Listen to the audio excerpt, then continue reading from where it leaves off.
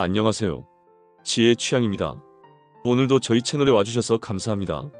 오늘은 정말 흥미롭고 복잡한 심리학 주제를 이야기해 보려고 해요. 여러분, 혹시 주변에서 자기 중심적이고 항상 자신의 이야기를 중심으로 대화를 끌고 가는 사람을 만나본 적 있으신가요? 그런 사람은 종종 나르시시스트라는 말을 듣곤 하죠. 그런데 이런 사람들은 과연 자기 자신을 어떻게 생각할까요? 스스로를 객관적으로 바라볼 수 있을까요? 오늘은 이 질문에 대해 깊이 들어가 보겠습니다. 심리학 이론과 실제 사례, 그리고 나르시시스트의 자기 인지 가능성에 대해 구체적으로 알아볼 예정이니 끝까지 함께 해주세요. 먼저 나르시시스트의 정의부터 살펴보겠습니다. 나르시시즘 혹은 자기애성 성격장애는 심리학에서 자기 자신에 대한 과도한 애정과 자아중심성을 특징으로 하는 성격장애를 말합니다. 이 성격장애를 가진 사람들은 다음과 같은 특징을 보입니다. 첫 번째, 자신을 특별하거나 우월하다고 믿습니다. 자신이 다른 사람들보다 훨씬 뛰어난 사람이라고 생각하며 특별 대우를 받을 자격이 있다고 느낍니다. 두 번째, 타인의 인정과 칭찬에 대한 과도한 욕구를 가지고 있습니다. 끊임없이 타인의 관심과 칭찬을 갈구하며 인정받지 못하면 쉽게 분노하거나 좌절합니다. 세 번째, 공감 능력이 부족합니다. 다른 사람의 감정이나 고통에 대해 이해하지 못하거나 관심을 두지 않는 경우가 많습니다. 네 번째, 비판에 대해 과민하게 반응합니다. 자신에 대한 비판이나 거절을 개인적인 공격으로 받아들이고 이를 회피하거나 과도하게 방어하려고 합니다. 그렇다면 이런 사람들은 과연 자신의 문제를 인지하고 있을까요? 대부분의 나르시시스트는 스스로를 잘못된 방식으로 인식합니다. 그들은 자신을 객관적으로 바라보는 대신 다음과 같은 두 가지 극단적인 태도를 취하는 경우가 많습니다. 첫 번째, 나는 완벽하다라는 자기 이미지를 가지고 있습니다. 자신이 항상 옳고 능력있고 특별한 사람이라는 믿음을 유지하려 합니다. 예를 들어 직장에서 나르시시스트 상사가 부하 직원들의 불만을 듣게 되었을 때 그는 이를 자신의 잘못으로 받아들이는 대신 부하 직원들을 무능하거나 질투심이 많다고 비난할 가능성이 높습니다. 두 번째, 나는 피해자다라는 자기 이미지를 가지고 있습니다. 반대로 자신의 행동으로 인해 관계나 상황이 악화되었을 때 자신을 피해자로 묘사합니다.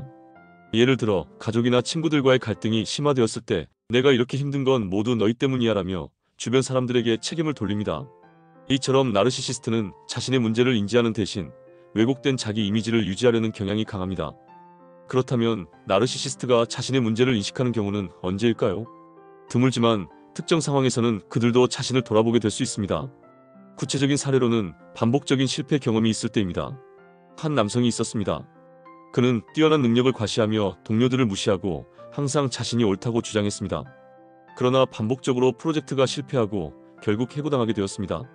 처음에는 동료들과 상사를 비난했지만 시간이 지나면서 왜 항상 이런 일이 반복될까? 라는 질문을 스스로 던지게 되었습니다. 그 이후 그는 상담을 받으며 자신의 나르시시즘적 행동이 실패의 원인이었음을 깨닫게 되었습니다. 두 번째 사례로는 중요한 관계의 상실이 있을 때입니다. 한 여성은 연애 관계에서 지나치게 통제적이고 비판적인 태도를 보였습니다. 결국 그녀의 파트너는 더 이상 그녀와 함께할 수 없다며 이별을 선언했습니다. 처음에는 상대방을 비난했지만 시간이 지나면서 자신의 행동을 돌아보게 되었습니다. 심리치료를 통해 그녀는 자신이 왜 이런 행동을 했는지 이해하게 되었고 서서히 변화하기 시작했습니다. 그렇다면 왜 대부분의 나르시시스트는 자신을 인지하지 못할까요? 이유는 다음과 같습니다. 첫 번째, 자기 방어 기제 때문입니다. 나르시시스트는 자신의 약점을 인정하는 것이 고통스럽기 때문에 이를 회피하거나 부정하려는 경향이 강합니다. 두 번째, 왜곡된 자기인식 때문입니다. 자신이 잘못했음을 인정하기보다는 모든 문제의 원인을 외부에서 찾습니다. 예를 들어 내가 화를 낸 건 너가 먼저 잘못했기 때문이야 라며 상대방을 비난합니다.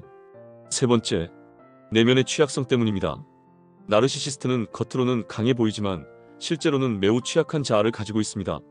자기 비판이 취약한 자아를 무너뜨릴 수 있다는 두려움 때문에 스스로를 돌아보지 못합니다. 그러면 나르시시스트는 변화할 수 있을까요? 변화는 어렵지만 불가능하지는 않습니다. 나르시시스트가 변화하려면 다음과 같은 조건이 필요합니다. 첫 번째, 스스로 문제를 인식할 의지입니다. 변화는 자기인식에서 시작됩니다. 두 번째, 전문가의 도움입니다. 심리치료나 상담을 통해 자신의 행동 패턴을 이해하고 수정할 수 있습니다. 세 번째, 긴 시간과 노력이 필요합니다. 변화는 단기간에 이루어지지 않으며 꾸준한 노력이 필요합니다. 여러분, 오늘 나르시시스트의 자기인지 가능성에 대해 알아봤습니다. 이 주제가 흥미롭거나 도움이 되셨다면 좋아요와 구독, 알림 설정 부탁드립니다. 여러분의 생각이나 경험도 댓글로 남겨주세요. 지금까지 지혜의 취향이었습니다. 감사합니다.